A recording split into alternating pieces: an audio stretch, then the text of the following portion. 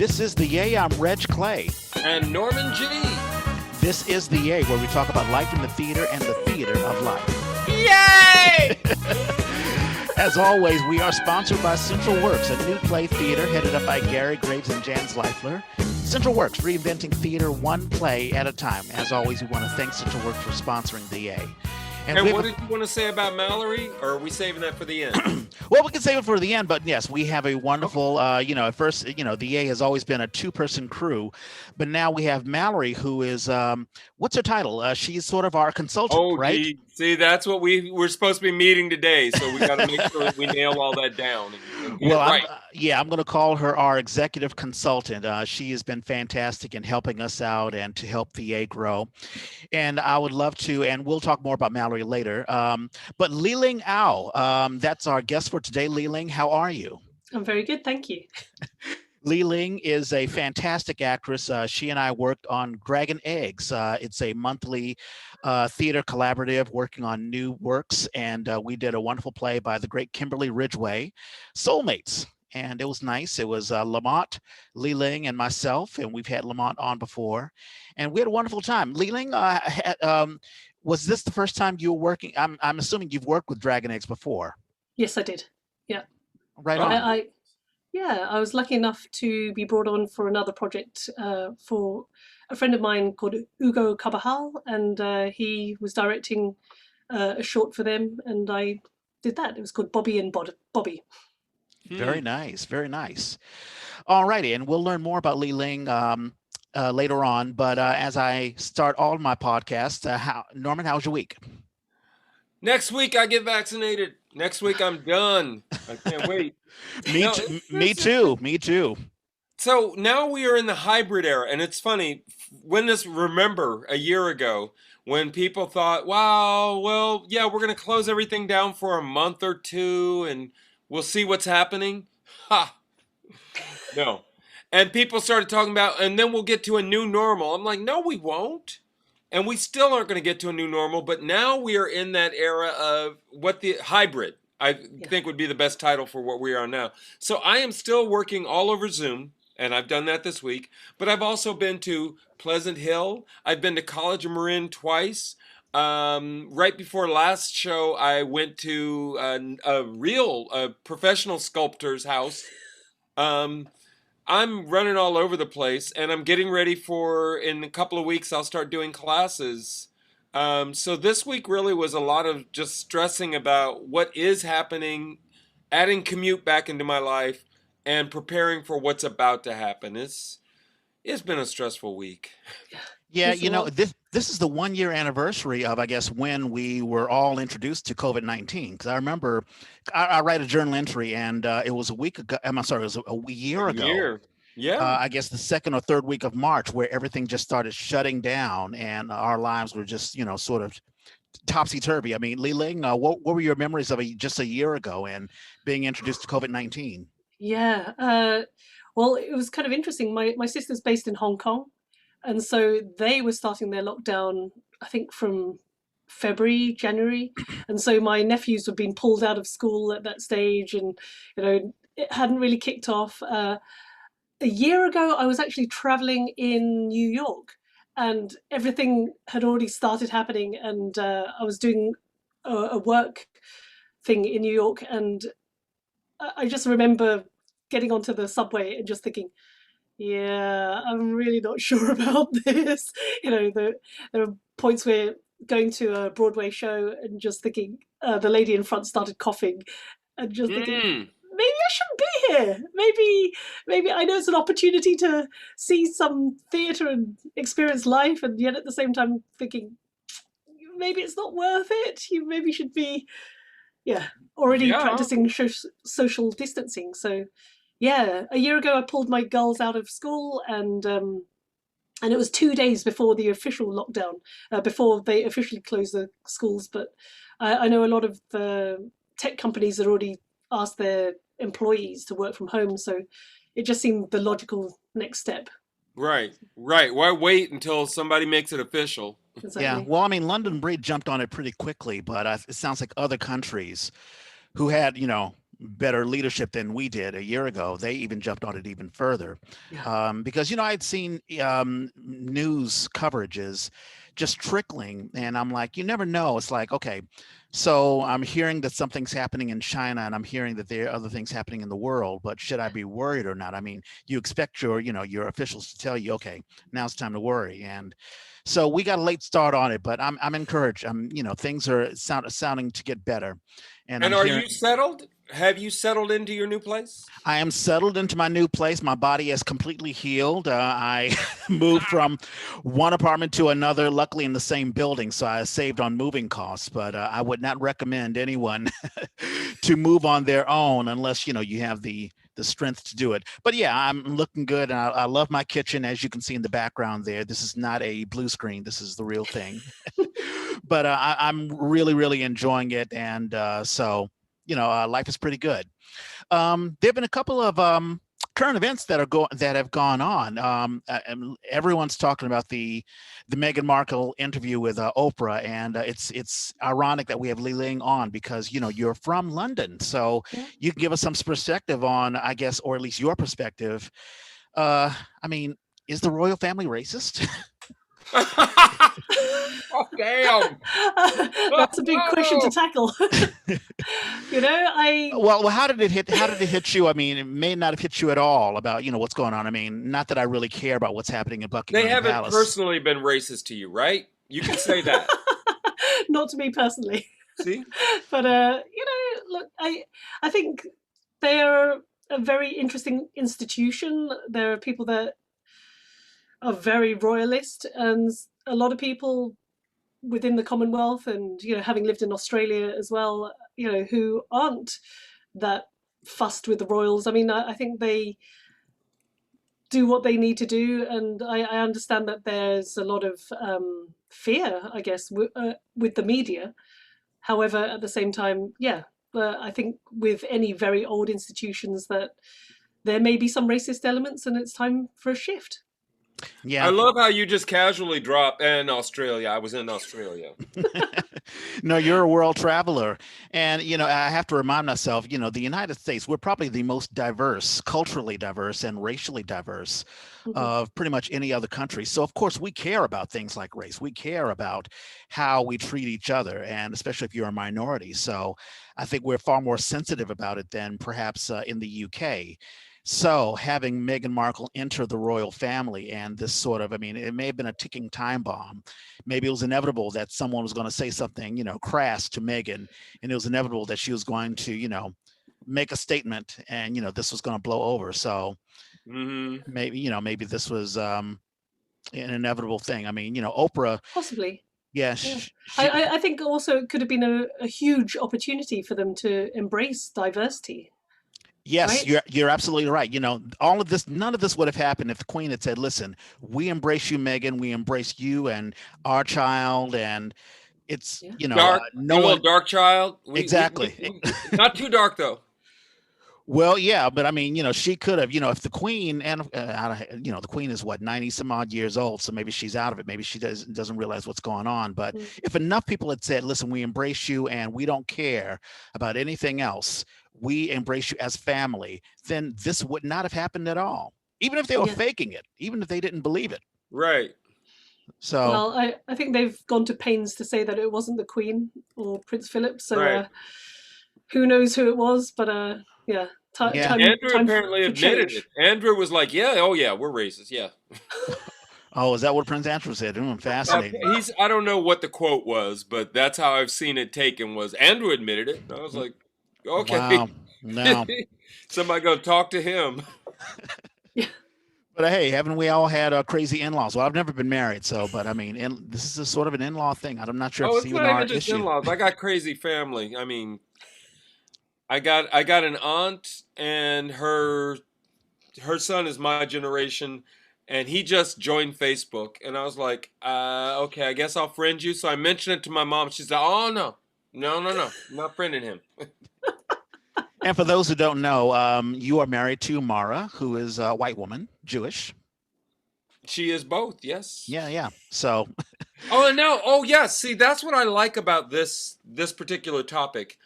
is what's happened is a bunch of interracial families and a bunch of biracial people have come out to say, yes, this is my experience, like all validating everything that Meghan Markle had to say. So I don't care how much anybody is denying it. There's a whole bunch of folks saying, oh no, this is real. This is happening. Yeah, exactly. And I have a family. I mean, I have cousins and friends who have a biracial family, and luckily my family, this is on my father's side of the family, everyone gets along. I haven't heard anything bad things go on, but this is the new generation. There's going to be far, far, far more multicultural families and relationships. So this is sort of the new normal. So holding on to these old ways of thinking is just going to cause you a lot of trouble. So I mean, I'm sorry. Go yeah, ahead. no, I was just saying, I think it's a conversation that's happened in any family, and I'm hoping with the royal family, maybe it was just I wonder, in the same way that I wonder what color the eyes will be, I wonder what color the skin will be. You'd hope that it was some question like that rather than some like, oh my goodness, it depends how dark the skin's going to be. So I hope that it was a naive statement rather than something that was It's specifically usually a targeted. naive statement. Yeah. I have a nephew who is, I think, about 35 now. And when he was born, mother white, my brother to the dad, and they were not. It was an accident. Let's just put it that way. And so the family was trying to encourage her to not worry about him. You don't need him. We're gonna help you. We're gonna support you. Little pale baby comes out. Yay! Everybody happy. Month or two in, they go to the beach. Little baby gets a tan. Has never lost that tan. Family lost interest immediately. All the white people just were done. So it's like, this is not new. Yeah. Yeah, you hate hearing stories like that. You just absolutely hate it. So that's going on, and also I'm paying attention to the Derek Chauvin case, which is happening. That's that's the cop that killed George Floyd. George Floyd. They can't even get past. They can't even get past the jury selection yet, have they? Yeah, well, that doesn't surprise me because there's always going to be a tug of war as to who you let in. The defense wants a more conservative audience in to who are more cop friendly, and the prosecution, ironically, this mother of all ironies, will want a more liberal audience in who will be more in tune to Black Lives Matter. So but I was encouraged. I'll say, public disclosure, I worked for the district attorney's office in San Francisco, so I'm always paying attention to like evidentiary hearings and things, and they let in a lot of evidence. The judge let in the defense wanted to include drug intake of George Floyd. Apparently George had some drugs in him, and the judge says that's not relevant. That's not relevant at all, and we're not going to put it in. And that was encouraging. So, and they added the other charge. That's right. That's right. Third-degree murder. So it's looking good. I won't. I've gone through this before. I'm not going to believe a conviction is going to happen until I see it or until I hear it. So we'll see. Right. So Elon Musk, he took a haircut. He lost $27 billion last week. How did somebody lose $27 billion and not even care? Yeah, exactly. That's how rich some folks are. It must be nice. Must be nice. Tesla stocks fell 11%, and I'm sure he'll get it back again. I feel bad. And the one thing, apparently Matthew McConaughey is considering running for governor for Texas. Did you hear about this? No. Yeah. I thought you were going to talk about what's her name? Nixon. Cynthia Nixon is running for New York governor, and everybody's going, nah. Oh, because of Andrew Cuomo. Well, Andrew Cuomo, it's funny. I was cheering Andrew Cuomo on all last year because he was the cogent voice of COVID-19.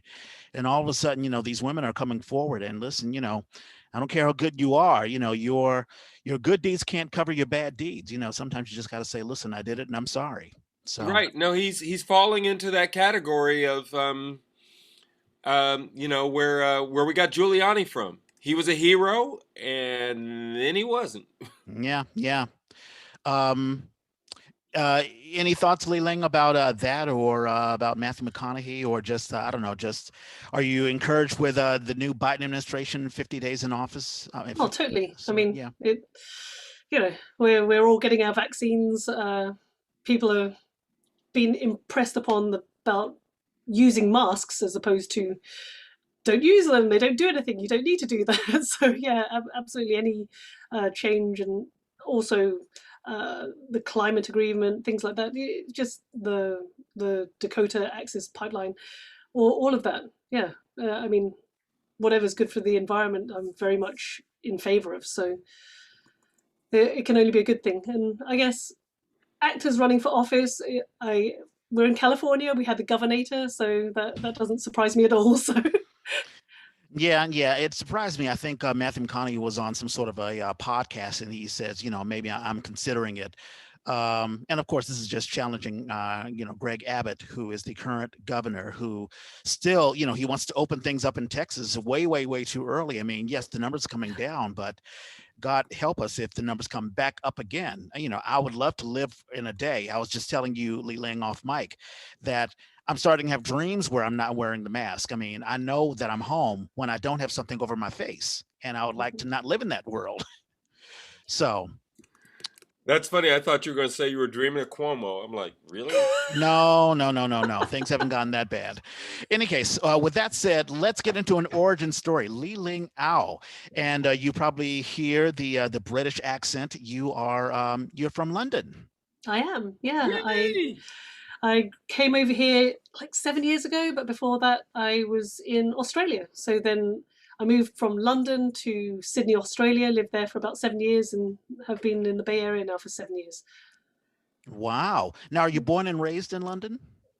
Just outside of London, but moved to London when I was 18 to do drama school. So then I did. Nice. Where? Rose Bruford, and nobody has ever heard of Rose Bruford, but I guess our most famous, and it's a drama school that's been going on for 60 years, I guess now.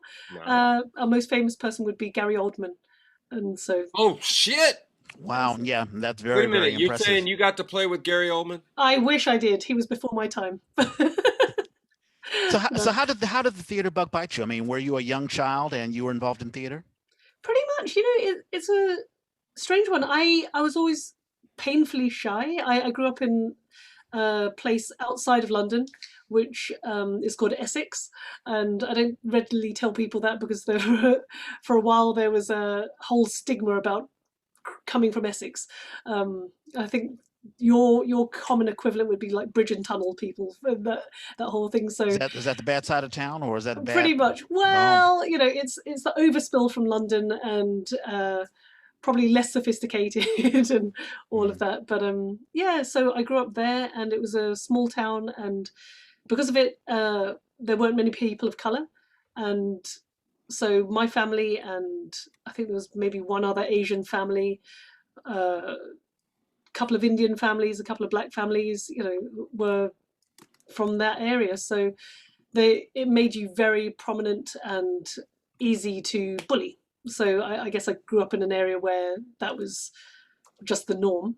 And then moving to London allowed me anonymity, which I know that may seem strange, but I remember the first time just walking around in London and initially being really scared of being in London because, whenever you read the news reports, people were being mugged or stabbed or, bad things, or there was the bombings that were happening in London at the time, and just feeling scared about being in London. But then once I was there and on the underground and nobody looked at you, that influx of diversity for that area, and it was really nice. But yeah, so I guess, yeah, but how did theatre bite me? I guess taking part in school plays and realizing that I didn't have to be shy and I didn't have to be me or bullied, and I could have confidence and play in a way that I couldn't in the environment that I was living in. So I kind of got into acting to combat shyness, but also to express myself. Now, it's interesting. A thought had popped in my head. I've never been to Europe. I've never been to London and Great Britain, but it sounds like, as you were talking about Essex, I know in America, you have the prominent, areas in the big cities, and then minorities. I mean, redlining is still a very real thing, here in America, where minority families or poorer families are pushed to, the outskirts. There was a guy named Robert Moses who was a building manager, in not building manager, but he constructed cities in New York. He created areas where minorities would stay. So it sounds like the same thing. And maybe Essex was a place where some sort of a building manager or building planner says, "Hey, this is where we're going to put, those folks." That's just what it sounds like to me. I think basically Essex is, I don't know, 40 miles out of London. So it's the kind of you have the central London and then Greater London, and then you have the overspill. And so it was overspill town. But how things are constructed in the UK is kind of interesting, because when you have council housing, which is like cheap, affordable housing for normal people, that you have to construct it. And even with new builds now in London, I think they set aside 30% of the apartment block for council housing. So there has to be a certain amount that is set aside for people that are low income. So there's more diversity, and in a way, it doesn't matter which area of London you're from now. There are pockets where even if you're living in very expensive housing, there are people that are living alongside you who are on food stamps. Okay, well, that sounds it's encouraged. It sounds like it's encouraging, because they're creating affordable housing for folks who need it. So that's good. So I mean, I guess there had to have been a point where theater wasn't just a fun thing to do as a kid, but you were like, hey, this is what I really want to do. Was it when you when you went to college? I know you studied at the LISPA. Yeah. So it was a strange one, actually. Being Asian, I obviously wasn't being encouraged to go into theatre and the arts. Wait a minute, you're Asian? I know, it's weird, isn't it? It is. This accent, this face, is really, I did a show recently. I was fortunate enough to work at the ACT for something, but it was the fellowship project, and I was Marie Antoinette, and I had this huge wig on, and one of my castmates' family came along to see the show, and it wasn't until the intermission that they sent her a text like, "Wait, what? Marie Antoinette's Asian?" so I was like, just say yes. Yeah, do you think? I think it's brilliant casting. It was a great fun show to do. But yes, what was the question? You were talking about going into LISPA, yeah. Yeah, so I wasn't being encouraged to be an actor, and my parents were really against it. But it's strange, I think since I was 12 maybe, I knew I wanted to act, and it was one of those conversations. It was more like, no, doctor, not actor. But eventually, after I started studying what we call our A-levels, so I guess it's at the end of high school, you pick 3 subjects and you specialize in those, I realized I just didn't want to pursue medicine, and I had to be true to my heart, and so I switched physics and chemistry for English literature and theatre studies. And so there was that initial point, and then I applied to drama school, and I got into Rose Bruford. And after completing Rose Bruford, I think it was probably about 5 years, and then I decided that it would be really important to know how to create your own work, and that's when I studied at LISPA, and that was a physical theatre school. Yeah, you and I were talking off mic about LISPA being a sort of a.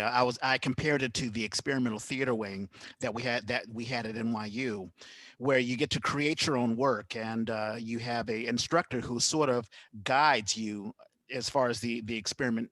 I'll let you describe what LISPA is all about and how the students created their own work. Yeah, so LISPA is the London International School of Performing Arts. Sadly, because of all the restrictions with visa requirements in the UK after the bombings and they were trying to push people out of London in a way.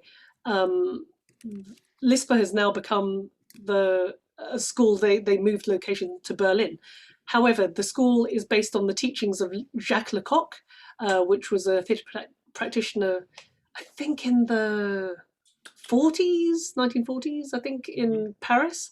So he had a school, and round about that time, there were a lot of demonstrations from students because against teachers, they didn't want to be told what to do anymore. So right. It was an interesting time, and the teacher said, okay, fine, well, you run this class then. And that propelled the students to take more initiative and control of their own studies. But what that did was that then the students were devising projects. You would get a stimuli. So, for example, the metro or a day in the park. And you'd create all the elements for that. So you weren't using set texts, you weren't reading Shakespeare or Chekhov or anything like that. You were actually creating your own theatre. And through that, you learn more about the dynamics of how theatre works and what works and how to put things together, and acting as an outside eye, writing, directing, costuming, lighting, producing, everything. And wow, that's really cool. That was I looked up Jacques Lecoq, a French stage actor and acting movement coach. He was best known for his teaching methods in physical theater, movement, and mime, which he taught at the school he founded in Paris, known as École Internationale du Théâtre Jacques Lecoq. Oh, and he taught from 1956 until his death from a cerebral hemorrhage in 1999. Yeah, I believe this is the same person. Yes, it is. So it must have been the 50s. No, I knew he was. Yeah, that was. Theater went into a new range in the 60s, and I knew that he was one of those impulses. There's lots of theatre companies that have taken his work and then kind of grown with it. It's using, like I said, stimuli to create work instead of using texts. So you write it after you've tried it out on stage. Yeah, it's very non-standard. I mean, a lot of people look at, look at theater as well. We have the text of Shakespeare, and we will do it, and we will learn the lines in the blocking, and we'll do things the good old-fashioned way. And this appears to be a new sort of a natural, organic way of creating art through just life, or whatever is affecting you. And I've worked with a couple of actors and directors who will create, let's say they'll take a text, like I'm thinking of Lifetimes 3 by Yasmina Reza and Celia Palmtek. We've had her on the Yay, and she had an acting experiment where she would have the actors, before we got into the text, before the actors got to the text, would act as amoebas. The play was a lot about the Higgs boson and the creation of the universe. Along with it were texts of just a family trying to get it together, and there's a scientist writing his thesis on what's happening in the world. And but she wanted it to be something bigger, and so she wanted the actors to represent the Higgs boson and the recreation of the universe. So the actors had to move throughout the the rehearsal process. Yeah. Mm-hmm. To sort of get out of their own heads and to think differently. And that's what I imagine that Jacques Lecoq was trying to get at. Let's say you're a leaf, or you're a I don't know, the wind, or something like that, and then creating art from that. So they either give you stimuli or a restriction. So we worked with masks, we worked with puppetry, we also worked with what's called a trateau, which is a very small stage. It's probably 4 foot by 6 foot, and you'll sometimes have 8 actors on that one platform, but you can't leave that platform. So then you're recreating a day at the zoo within those confines. So all the bodies turn into the trees or the animals, and everyone revolves, but you learn to work really well with other people and improvise. Wow. How difficult was that? It may not have been difficult at all. I mean, I remember when I It's funny. There are times where when I've gone into like either acting school or even just a theater production, and there's a director who's like, I'm gonna push your mind differently. I'm going to have you think of the text or think of art in a different way. Some jump into it, some embrace it, some are like, oh, what is this crap? Did you have a transition in your mind where it's like, what are we doing? Or did you just jump right into it? Bit of both. So it was interesting. I, having done like a traditional drama school where we had to do, Chekhov and modern writers and then Shakespeare and all of that work. One of my movement teachers at my traditional drama school was Lecoq trained. So I had some exposure to it. Also, I was making a yearly pilgrimage to Edinburgh. And I don't know if you know about the Edinburgh Festival. It's basically almost like the largest arts festival for theatre, TV, film, live theatre, street theatre, everything. So every year around my birthday, which is in August, I would go up and see as many plays and shows and comedy performances as I could. And I started off, because if you ask for the Edinburgh Fringe, you've got the Edinburgh Festival, which is the main stages, like the conventional theatre stages, and then you've got the Edinburgh Fringe Festival. And if you ask for the Edinburgh Fringe Festival programme, it's about this thick. And on a page, there are maybe 80 different shows per page. And so you're flicking through, going, how do I navigate through this, and where do I go? What kind of style of theatre do I want to watch? And so every year I would just select a bunch of shows.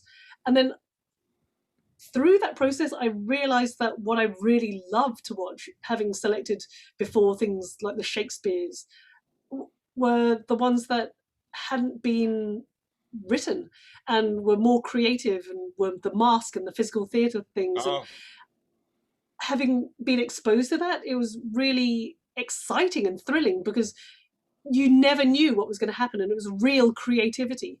And so I started going towards those venues and watching those kind of shows. So I think, yes, absolutely, you could have like a natural resistance to seeing that, but when it really inspires you, it's incredible. And I think it can really change your world and change how you see life, and really impact people like that. I think why I was slightly different to my cohort at LISPA was they had all done their first year somewhere else, and then this was the second year of the training, although it was the first year of the school. So I should have maybe joined the foundation course as opposed to the advanced course. So it was a 2-year course. The school had originally started being set up in Boulder, Colorado. And so we had a bunch of Americans come over and a bunch of people from the Jacques Lecoq school. And that made up the second year of the school. And I was different to all of them because I had done neither, but I had done a traditional theatre school. So initially, when everyone was talking about the devising process, they would say, okay, so do a piece about mourning. And I was putting up my hand and just asking what I thought was a useful question. I said, how long does it have to be? And everyone just kind of smiled, and I just thought, what? Mm-hmm. What? Like, what? And the teacher was like, juste, which is just. It has to be just right. Wow. Like, what does that mean? Oh, goodness. What did you do? It's like, how long is a piece of string? Like, what? But I don't know. And so initially, I think understanding the process, I was a little bit shocked, because I was used to being, I guess, spoon-fed at drama school. You're told, okay, you're studying this text and this is the length of the scene. So, but creating your own work, you learn to defend, and you learn to, that everyone's art is inherent within them and their whatever they've been exposed to in life, and how you will perform this piece is going to be completely different, even given the same stimuli, to someone else, because their life experience informs the work. And yeah, it was a beautiful time for me, and I loved being there. And I think it was the greatest gift that I gave to myself to actually attend that study. It's fascinating. Because you mentioned something interesting, students wanting to be spoon fed, and young actors want to be spoon fed, and I'm sure I'm going to bring Norman in. I want to be spoon fed. Hell. But I mean, but also as a director, I'm sure you deal with actors who want to be spoon fed. Tell me what to do, and as a director, you're like, no, no, no. You've got the text, you've got this. Now you give me something. So, Yeah. I guess the question I'll ask you, Norman. I mean, I'm sure there was a time as an actor, as you're thinking of yourself as a career as an actor, where you went from the transition of just spoon feed me, just give me a script, just give me a job to, okay, this is the type of theater I want to do, because that's really that's what Li-Leng is talking about. She's like, those are two different things. As an actor, I am barely arriving at the place you're talking about. As a director, we had an actor, and I won't mention names, but we had an actor in 4 Men in Paris, and we are now engaging in a new project, and again, I'm not going to give too many details, but I'm fascinated because 3 years ago, this was somebody who didn't seem to have a clue about where they were going or what they were doing. And now this is somebody who is just grabbing life like it is a ripe fruit that they are trying to engulf. And I'm like, this energy, this passion is so exciting. As a director, when you get that first person, they're just malleable and you do whatever you want with them. When you get to that point where the collaborative process is what's going on, you, the actor, are bringing in something that you are trying to do, and I can work with that. It's a totally different animal. Yeah. is it better or worse? I mean, sometimes they can bring in something. I remember being a part of a production. This is when I was with EastEnders, where we had an actor who brought in an energy, and the director sort of had to stop everything and say, "Okay, I thank you for the energy, but you're taking things a little differently. This is not within the context." Sometimes I don't know. Do you have to rein in an actor sometimes? As a smart director, you're going to recognize the strengths of both. Because when you get that, I mean, actually as a stagehand, I was working on a show where the principal character, the principal actor, was just a diva, and I was like, why are we putting up with this? But that performance was so singular. There was no way to do that show in the way that it was done without taking advantage of that. That's a smart director. On the other hand, the young person that I was talking about who had a passion for theater, I ended up incorporating in the show in ways that I would never have thought I would when initially I was asked, can you hire this person? And I was like, well, I can hire them. I don't know how much I'm going to do with them. They're going to basically do my grunt work. And then, no, more came to it because they still had a passion for theater. As long as anybody has a desire to do, a good director, a smart director is going to figure out how to fit you in. Yeah. And I'll bring Li-Leng back in. I imagine your time at LISPA and going through this, the gift that you gave yourself, you not only, I guess, discovered yourself maybe as a person or understood yourself more as a person, but maybe understood as an actor what type of theater you wanted to do or what type of an artist you wanted to be. Is that Absolutely about right? Yeah, that's totally true. So I guess so I would have approached my career in the late 90s, early 2000s in London, and it was a very strange time to come through, because having done all the classics, you're expecting the National Theatre to come calling, or the some of the big theatres, or TV shows and that Yeah, kind of you'd stuff. be on And BBC. Yeah. yeah, I have done that subsequently, but those things that you just think, yeah, it's a time for change and diversity, and still now it's still a change and diversity time. But you think that you're going to have a sunnier outlook when you first are making an impact into the industry. However, then you're being asked to do roles like Triad, and being asked to be, prostitute number 3 or whatever it is, and you just think, Right. why did I do 3 years of drama school for this? Right. This is not what I envisioned for myself, and so I need to do something else, and so that's why I decided to do LISPA, because I needed to know how to create my own work and what was important to me and how to redefine myself as an actor and as a performer. And absolutely, Norman, I totally agree with you. It took me a long time to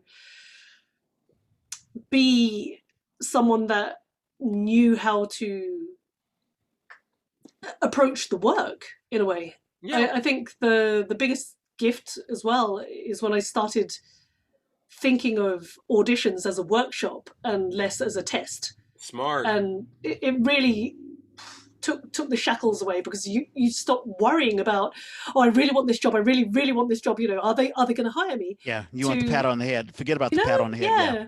And you just think, okay, can we work together?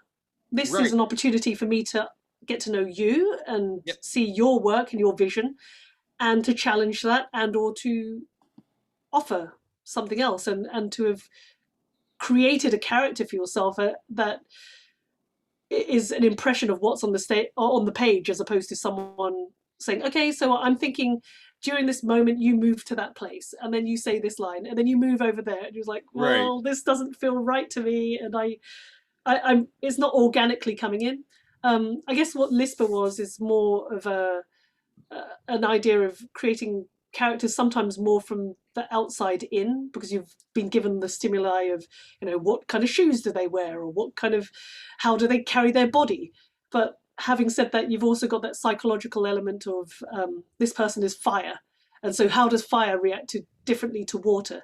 And so you've got that internal turmoil, and whether you can embody that, but it gives you something else. And sometimes I watch people's performance and you go, okay, that person is performing as a snake, and if you watch a lot of Alan Rickman, then quite often a snake, the late, or a large Rickman, tiger, whole. Yeah. And it's funny you mentioned that. I've been thinking a lot about energy when it comes to acting, like, what energy does a person have? And some people really have, a type of energy, and some of the great actors have different types of energies. I can't think of, I think of Meryl Streep. I mean, there are times where Meryl Streep, let's say, women, what is it? The Prada movie. I can't. The Devil Wears Prada. The Devil Wears Prada. She has a totally different energy than, let's say, her portraying Julia Child. Yeah. Or, even going back to when she did Out of Africa, or Kramer. I think she did Kramer versus Kramer. Yeah, she did do Kramer versus Kramer, yeah. And it's or Sophie's Choice, or And it's amazing. It's like, wow, this one woman, and I don't see her, it's not like Meryl Streep is just doing this. There's some actors, I mean, as good as Robert De Niro is, sometimes he's really just playing himself in different roles. Pacino, yes, similarly, yes. But you have, bringing it in a very fresh way. Right, exactly. You have actors who are like, wow, this is completely different, a completely different energy, and, just bringing up that, or creating that energy that this different character needs is an incredible talent, and a lot of people don't have it. What brought you to so how did you get to Australia, and then how did you get to the United States here? So I followed my heart, I have to say. So while I was at drama school back at Rose Bruford, I met a guy, and we were kind of pen pals. This is when the internet was young. So we occasionally would send each other emails. And is this back in the AOL days, America Online? Totally. Even earlier than, all that. You would have to go to an internet cafe to then get online, and the whole dial-up thing, and all of that. So so he and I became friends, and we were friends for a long time. Fast forward, 5 years or so. So he and I worked at the same records shop in Piccadilly Circus called HMV. Oh, wow. And so you may know it. It was like there was Tower Records, and then HMV. It was Piccadilly Circus, and then so we were friends for a long time. And then he came through London again for a relative's wedding, and we reconnected, and again we were just friends. And then I finished LISPA, and was going to go. I was doing a play, doing puppetry for 5 months all around the UK, and I had an email from him saying that he was interested in traveling around India. And after I finished that show, I went backpacking around India for 5 weeks with him, and we got together, and then we did 2 years long distance relationship, London, Sydney. Sorry, he's Australian. And then after 2 years, something had to give, so I decided to relocate to Australia. So then I was there for 7 years, did some good work, established a theatre company with some other Lecoq-based physical theatre performers, and then his work took him to the Bay Area, so we relocated to America. You guys are still together now? Yes, yes. Oh, that's wonderful. Yeah, and Wait a hence minute, the 2 who is kids. this? Oh, he's not an actor. Oh. Yeah, his name's Adrian Stevens. Oh, that's wonderful. That's fantastic. So, so getting to, I mean, I would love to know, your experiences in Australia, but this will be a very long show. I know. But how has your experience been here in the Bay as far as theater? I mean, are you getting the most out of it? I mean, have you had some wonderful experiences? Are you a frustrated actor? Yeah, a bit of both. It's interesting approaching acting here now. My Australia experience wasn't how I imagined it to be. However, again, I had a wonderful time. I was hugely fortunate. I did a physical theatre show out there where I played maybe about 5 different characters, and we toured all around Australia. It was a children's show called Sadako and the Thousand Paper Cranes, and it was about Sadako Sasaki, who is a real person who died of leukemia after the Hiroshima bomb. And it was an incredible experience. I saw so much of Australia, and we were doing 2 to 3 shows a day sometimes, but incredible, wonderful experience. I also was fortunate enough to work at the Melbourne Theatre Company, which is, I guess, the same as the National Theatre in London, which I was again fortunate to work there. And so both those locations in the UK and Australia, I was an equity actor. I'm in a different life stage now. It was strange. I just had my first child in Australia. Then I moved to America and had my second child. And so I kind of took a little step back from acting for a little while. I'm very lucky. I'm teaching the directing workshop at Bindlestiff Theatre Company, which I don't know if you. Nice. Bindlestiff. Wow, we just we had an interview with Aureen, and I've interviewed so many individuals. Conrad Panganaban and Michael Dorado and Melvin Badiola. Yeah. So many. Jed Pizarro, yeah. So, Jed, all of them, yeah. So I worked with Jed and Melvin, and Aureen is the artistic director there now.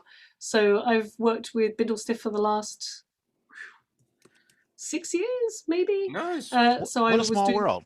Yeah. Well, so it gets smaller and smaller. I worked with the Filipino puppetry guy in London, and he and I became really good friends. And then he moved back to the Bay Area, and Ramon Abad, he brought me into Bindlestiff to do some movement directing for a short play that he was doing. That's how I met Jed and Melvin, and they liked what I did, so they asked me to teach their directing workshops, and then I switched over and did the acting workshops for a while for Stories High. And this year I'm going to be doing directing, but online. So that's kind of exciting, but having to restructure the whole workshop to be in a Zoom format. So right. Yeah. But yeah, so how did we get there? Yes, acting theatre in America. So yeah, I've been very fortunate. I stepped away. I haven't decided to go equity in the Bay Area as yet. I do have an agent here. Who's your agent? JE. Yeah. Okay. So, yeah. And yeah, it's a very strange time, obviously, for theatre. But I've been so fortunate. I did a show at Contra Costa Civic Theatre, and it was called Humble Boy. And I know you guys have had Russ Wismore on your show, so I worked with him. And yeah, it was Ken Sonkin was directing, and it was a really beautiful show. And funnily enough, I don't think that I would have got that role if I was still in the UK, being the colour that I am. So I've loved working here because I think in many a way you guys are really embracing colorblind casting, and in a way that I think the UK keeps aspiring to, and yet is not quite there yet. Right. So yeah, so I did that, and then off the back of that, I auditioned for the ACT fellowship show, and I was in the Revolutionists by Lauren Gunderson, and lucky enough to meet Lauren for that show. So that was playing Marie Antoinette, and then after that, I did Milady in the Three Musketeers at Douglas Morrison. So, wow, the Douglas Morrison Theatre, wow. Yeah, so that was year before last, and then last year no theatre, and this year I've done a few online shows, and I'm about to do one, I think next week for San Francisco Public Library, again, like a reading. So yeah, we will see what the future holds.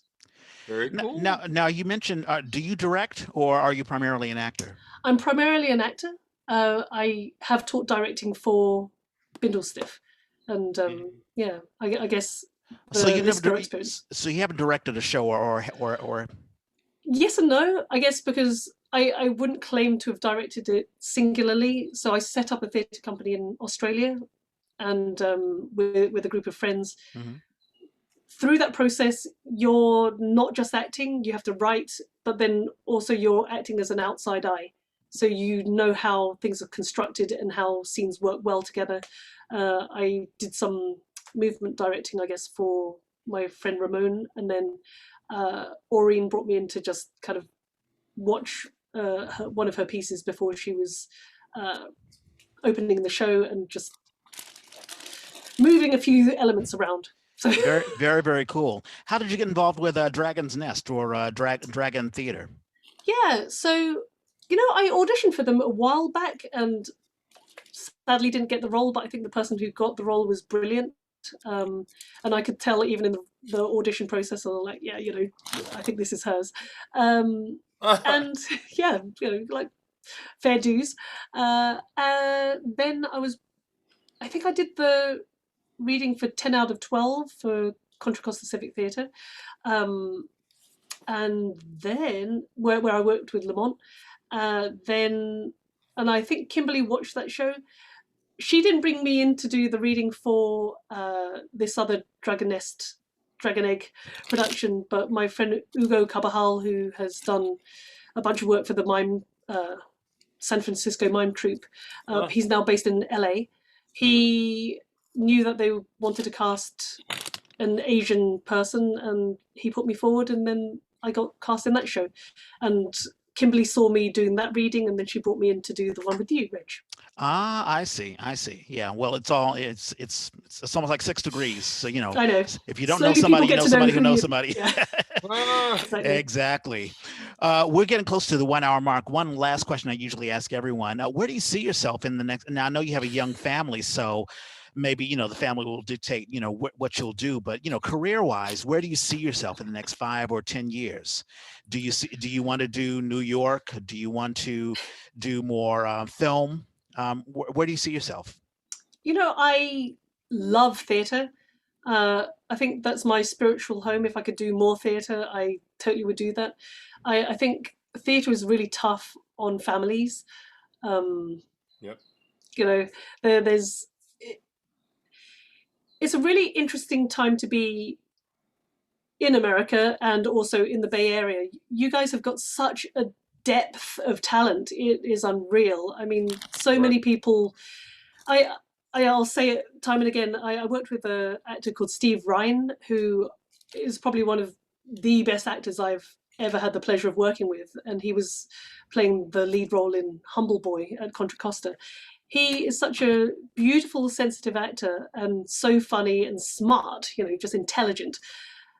And he's working at the university, and that's his day job. And it never ceases to amaze me, the depth of talent you have here, because most people have done their major in theatre and then the minor in computer science or something. And so what makes them the money is the computer science. And yet they are incredible, beautiful, detailed, exciting actors to work around. Yep. However, they do theatre for free in the Bay Area, whereas I think in the UK you would never get that.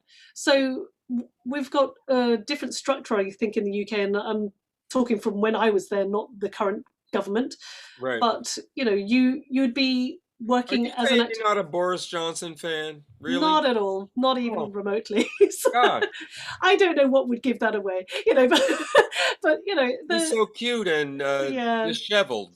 yes, exactly. He and your previous president have a lot in common, I think. So, Yeah. Yeah, yeah, Oh, the they orange love each man. other. yes.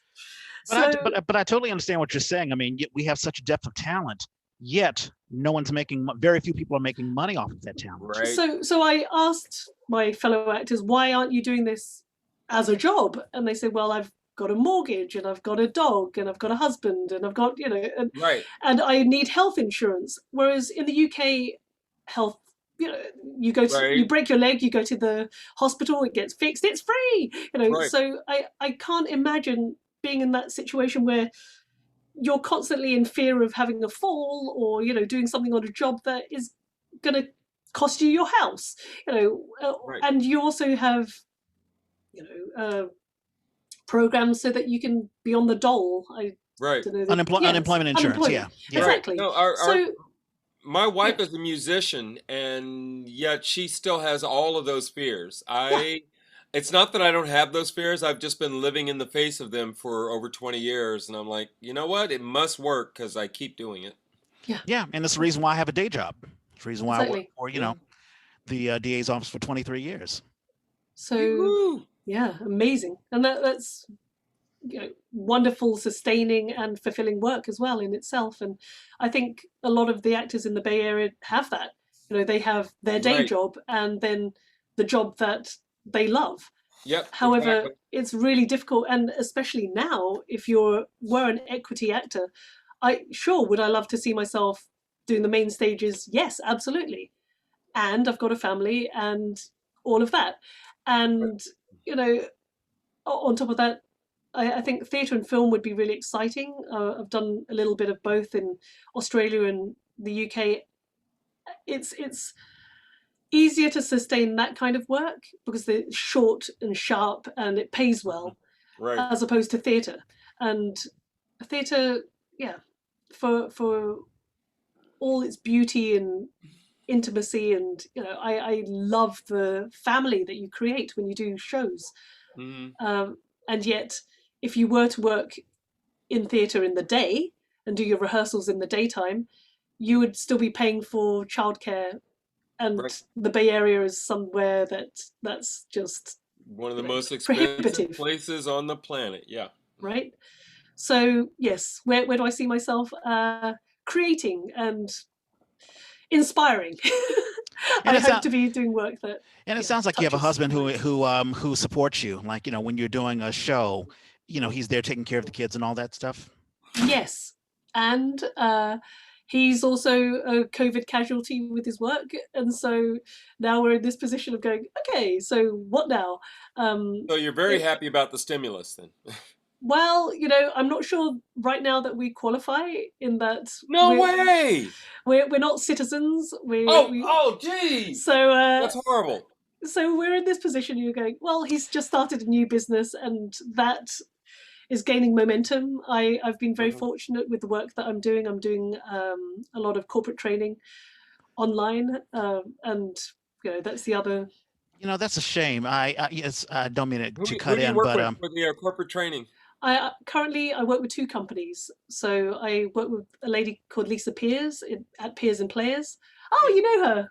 I just got the email and I'm like, Oh, oh, I guess we're working this week. Oh, crap. so I love Lisa. I've worked with her for, gosh, 15 years. So I Ooh. knew her in Australia before I knew her here. And then I I'm also the work, newbie, so. well, I look forward to working with you sometime soon, Norman. I also work with Stand and Deliver. So that's the Oh, other thing that cool. I have recently started doing. So Yeah. And the reason I stop you for that is because people don't recognize. I remember being that well-trained actor looking for that serious acting job and going, "Oh, commercials, I would never do commercials." And then I started paying attention to who does commercials and who's good in Yeah. commercials. And like the lady who does Progressive, man, that's a great job. Totally. The woman who was doing Pine Sol, Bay Area comedian. I'm like, oh wait, I want that job. And the one that really put me over the top was he plays like a DA or something. No, he plays a psychologist. He plays a police psychologist on Law and Order. You maybe see him a handful of times in any season. Oh, he's now the Farmers commercial. He does We Are We Farmers. are farmers. Yes, he's a fantastic actor. Dude, for as much, he probably gets paid for as much being the spokesman for farmers as he does for that little spot he does on Law and Order.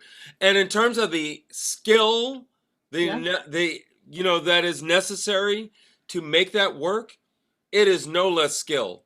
Yeah. That commercial is crisp and fun because he is just on point. Absolutely. And he was also in the Academy Award. What is the drummer movie? Whiplash. Whiplash. Yeah. That's right. He was the director for Whiplash. The teacher. No, he was the teacher. That's right. Yeah. And that's it, like you said, it's a skill in itself, right? 30 seconds. You have to put across an entire story in 30 seconds. Can you do it?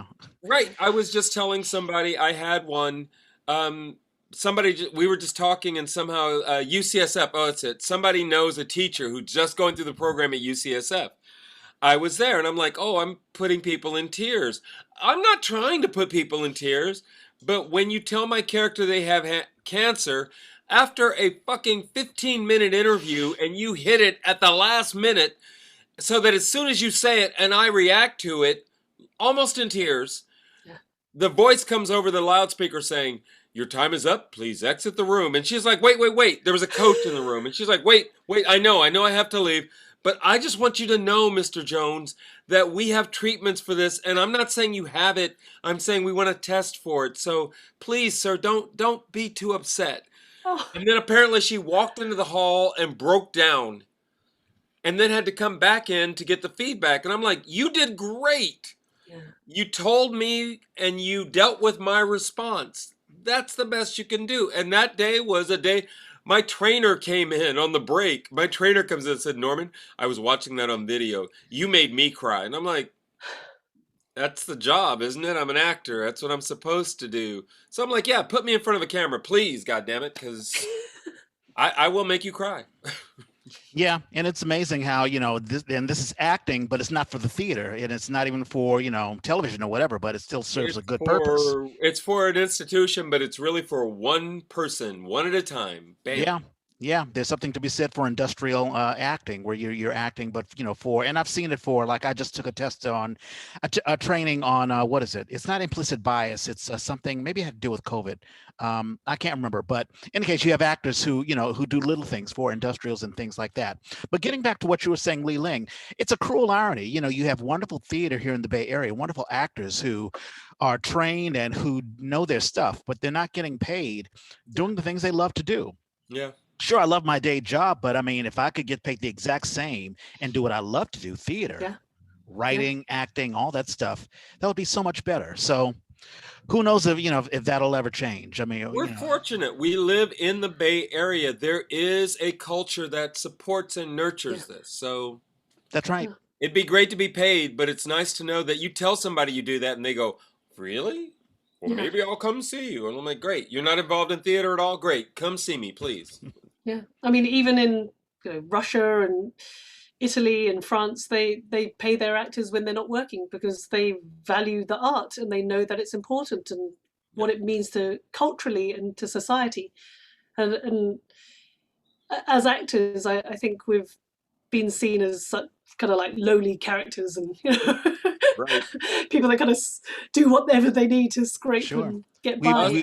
Us and prostitutes and thieves, yeah. Exactly. We even have to convince our parents, like, "Oh no, you're doing the theater? Well, okay." We haven't had a story of anybody being disowned yet from a family. I want to hear that story. If they'll tell us. You're doing theater? What? Change your name. You know, are your parents still around, Li-Leng? They are still around, and I'm very, very fortunate that they've already both had their vaccines. So yeah, in the UK.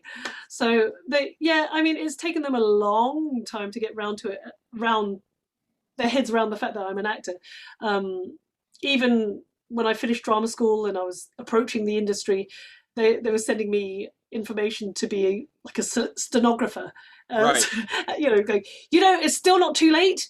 You can do something else. You can do something with your life and Right. it's. I was like, yeah, no.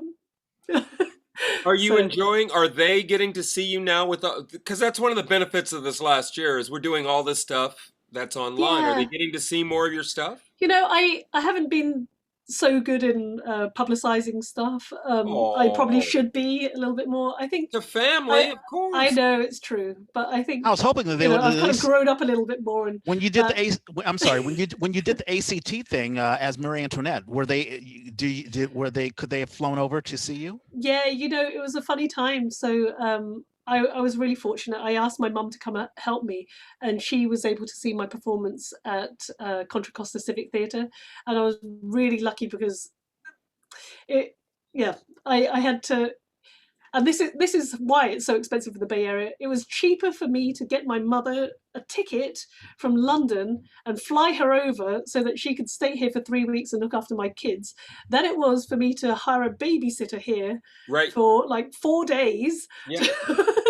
to look after my kids while I was in rehearsals. Yeah. So that was a no-brainer, but sadly she didn't see the ACT thing. My friend from Sweden who came over and she helped me while I was in rehearsals, and she saw my Nice. performance Yeah. and it was a great experience, and I'm deeply grateful. I think the roles that I've had in the Bay Area, I would never have been cast in the UK. So, Mm. playing Marie Antoinette or Milady or Rosie Pye, I don't think I would have been given those opportunities. So I'm deeply grateful and deeply fortunate.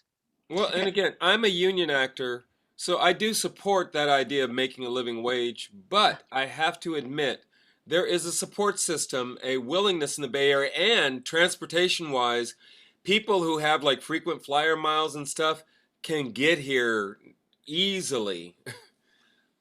Yeah. Yeah, very much so. And it was a thrill to have my family see, the play that I produced and wrote, Foreman in Paris. So, it's one of those perks that you have. You may not get paid, but at least people can see you in a way that you would want them to. I mean, it Yeah. may not be a commercial or whatever, but, they're seeing you on the stage. So, and it's wonderful that you had those wonderful memories. I mean, getting to be Marie Antoinette and being on ACT and the CCCT. I've been on that stage twice, and there'll be more and more roles. I mean, you talk about being lucky, but it also takes talent, and you have talent. I mean, Yeah. just doing the Dragon Eggs thing, it was real. You have a presence. You have a real talent. Thank you. That's very kind. Yeah. And with that, it's 2:49. My goodness, we've gone way I over the know hour we've gone mark. over, but it was good stuff. Yeah, good stuff. Birthdays. David Acevedo runs a company in San Francisco. Ooh, I should have gotten the name. I thought I knew it. Wonderful, and they're on the edge of Chinatown. They're performance space, but wonderful stuff. Lloyd Vance is somebody I met when I was running a space in West Oakland called the Noodle Factory. It only lived for about a year, 2 years. And he was producing, and I got to meet him at that point. His birthday's coming up this week. Angela Nordstrand, one of the cutest stage managers I have ever had when I was working with Word for Word, and she would be our tour manager. She was fantastic. Kathleen King is, I don't know what her official title is, but she's one of the people who runs the San Jose stage, and she is the wife of Randy King, who helped found the company. People don't recognize how powerful somebody in that position is. She's smart. She really pays attention to stuff. She really loves theater. Her birthday is this week, and I knew her before this, but we reconnected when Jeannie Baroga and I did Buffalo down at San Jose stage. Ron Muriera, whose birthday is coming up this week, was I think the city of San Jose was paying him as a cultural consultant, and he helped to let the Filipino community know that we were doing this show that talked about the Buffalo Soldiers in the Philippines. It was an amazing show. And it turns out he and I go way back. He kept reminding me, remember back when we party? And I was like, dude, that was like in the 90s. No, I don't remember that. Lynn Miller, local playwright. Her birthday's coming up this week. Nolan Meacham is an actor that I got to work with out in Livermore, what is now called the Livermore Shakespeare Company. Back then was called Tri-Valley Shakes. Now they're Livermore Shakespeare Company. They've been going on for, they're coming up on their second decade. It's pretty cool. Michael J. Asbury, who we got to have on the show. That's right. Wonderful actor. Bay Area actor. Wonderful. Kristen Fitch, and it's funny, last week we had Greg. Kristen was stage manager and production manager for Central Works for a long time. I'm hoping she'll get back in theater. She is brilliant. Dave Sikula is an actor I got to work with a couple of years ago on As You Like It with the SF Shakes. Richard Ryan is somebody, he's an actor and loved doing musical theater. And I met him, though, as somebody working at Theater Bay Area. Perry Aliato is one of my Each One Reach One crew. We would go to juvie together. Oh, I love all my juvie people because when we would go out sometimes after a show and have a drink, and somebody would say, how'd you guys meet? We met in juvie, right? That's where we met. And he is now a professor. I think he got his PhD. John Green is not a theater guy, but he was my neighbor. And I wish his birthday had been last month because I would totally talk about him as part of Black History Month. He's a white guy, but he was the white guy in Oakland who helped to integrate the bowling leagues. Bumped into him in the hall one day and we got into talk about that. And I was like, what? He was bowling. He was looking for some place to bowl. A coworker said, why don't you come be on our team? Turns out it was an all-black team. He helped integrate it as integration was coming in to Oakland. And then the final one I have is Erin Merritt, great educator. She ran Women's Will, the Shakespeare company that was all women for the longest. And she is still producing. In fact, we were highlighting a show she was doing, Lakeside Stories, that they were doing just a few months ago. But we met when I was doing Midsummer Night's Dream for San Francisco Shakespeare Festival, and she was my understudy. So I will always remember her that way, and it's kind of funny. Anybody who knows her now would look at that like, what are you talking about? That is so weird. Those are my birthdays for the week. You know what? So usually I look on Facebook to see if anyone has any comments or questions. We always ask people, hey, if you have any questions for the EA, ask us. And we do have one. And I've got to remind myself, we have to add another segment to the EA. So in any case, Sheba Woods. Hey, y'all, this is my first year doing taxes, and as an actor, gig worker, I'm fully lost in terms of choosing a filing service. Does anyone have any suggestions or good resources to peruse? What kind of things do people write off or get credit for? Thanks in advance. I think let's pull that in for next week. God damn, that's a big subject. It really is. Yeah, and I'll remind myself to do that. Okay, so I'm gonna make a note right here too about that. Yeah, and I think you would be better to ask than me. But in any case, so birthdays. You mentioned Michael Ashbury. We also Mike Berg or Michael Anderberg. He was a director. He was also the technical director for the Phoenix Theater.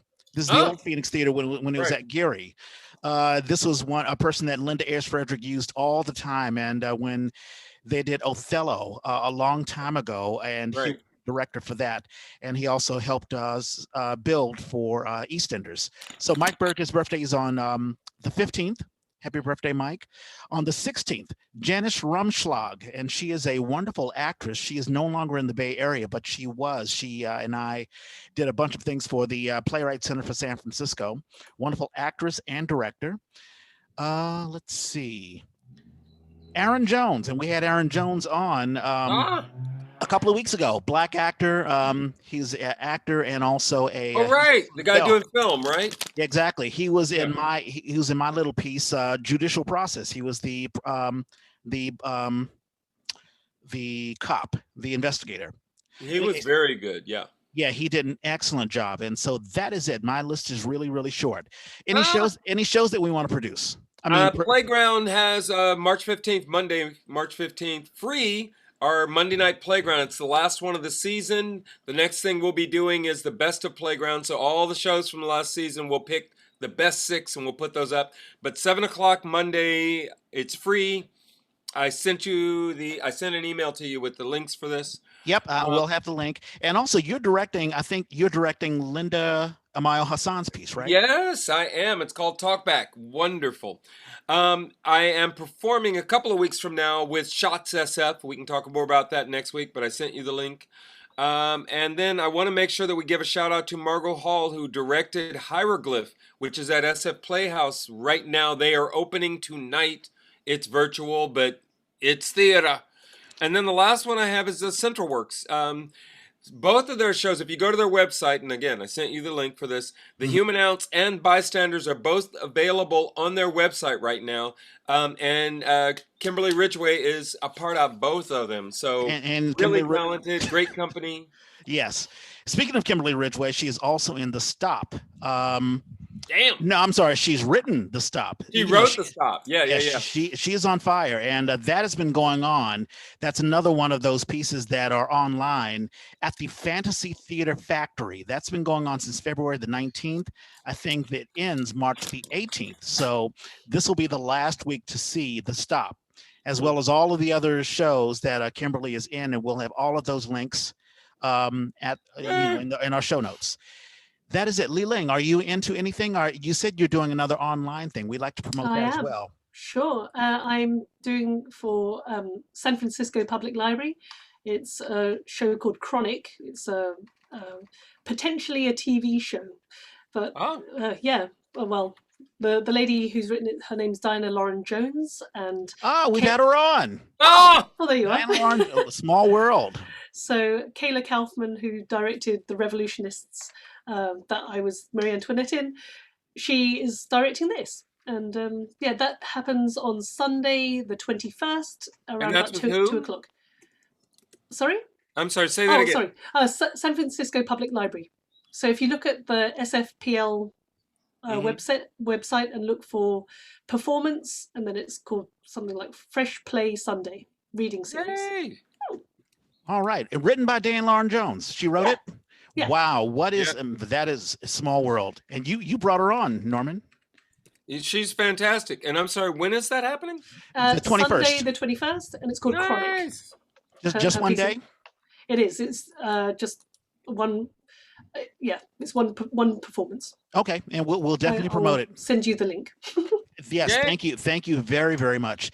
Li-Leng, did you have a good time on the show? I did. It was a lot of fun. Thank you so much, guys. Thank you. No, thank you for being on the show. And once again, we want to thank Mallory Samara. She is our our consultant in helping us improve the show. For those who are watching on YouTube, please like and subscribe and give us a thumbs up and tell us what you like or don't like. As all the kids say, we want to get our subscription services up.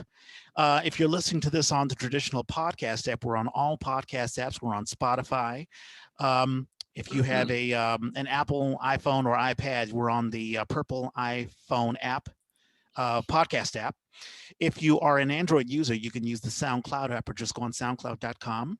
The A was created by theater people for theater people. If you have a show you want to advertise, or if you just want to advertise yourself, let us know. Hit us up on Twitter, Instagram. I'm at Red Space Clay. And I'm at Who's Your Hoosier. Li-Leng, do you have a social media that people can reach you? I don't. I'm mysterious. No. Yes, be mysterious. Yes. But you're on Facebook, I right? only have a personal Facebook, and I only accept people that I know. So. Okay. Well, I'm sure there's some potential directors who may want to reach out and say, "Oh, I want that actress." So, I guess they'll have to reach to me through you, maybe. Right on. And really, potential directors and producers, you can't go wrong with Li-Leng Au. She is a fantastic actress, and she has so much to offer.